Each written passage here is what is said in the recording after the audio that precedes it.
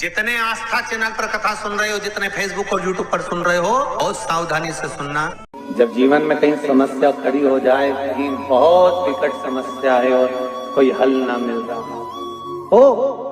हो जाता है जीवन में, कोई कोई घड़ी ऐसी आके खड़ी हो जाती है जहां पर हमको सोचने के लिए भी समय नहीं मिलता। तब शिव महापुराण की कथा वर्णन करती है, मंगलवार को अगर शिव जी के मंदिर में, शंकर के मंदिर में जाकर 1 लोटा पानी चढ़ाया जाता है तो हमारे कार्य में उन्नति होती है। शिव कथा कर रहे। कभी जिंदगी में मौका मिले तो 5 दुर्बा, कितनी दुर्बा जम के बोलो जरा, 5 दुर्बा 1 बेलपत्र।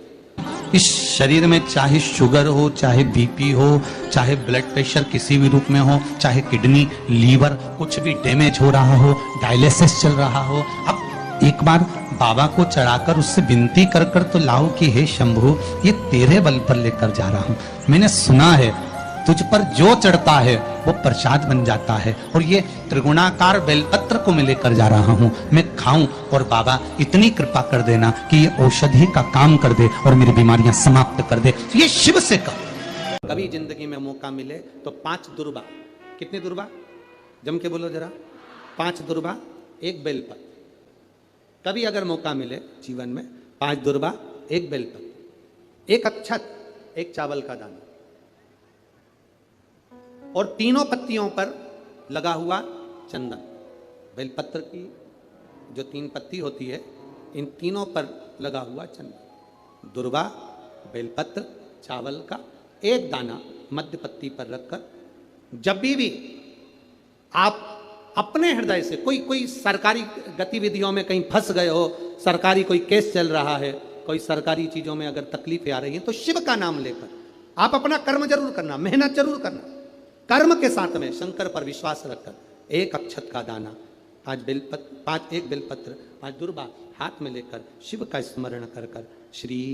शिवाय नमस्तुभ्यम कहकर, अगर श्री शिवाय नमस्तुभ्यम भी नहीं कह सकते, पंचाक्षर मंत्र नमः शिवाय, षडाक्षर मंत्र ओम नमः शिवाय, या फिर श्री शिवाय नमस्तुभ्यम बोलकर शिव को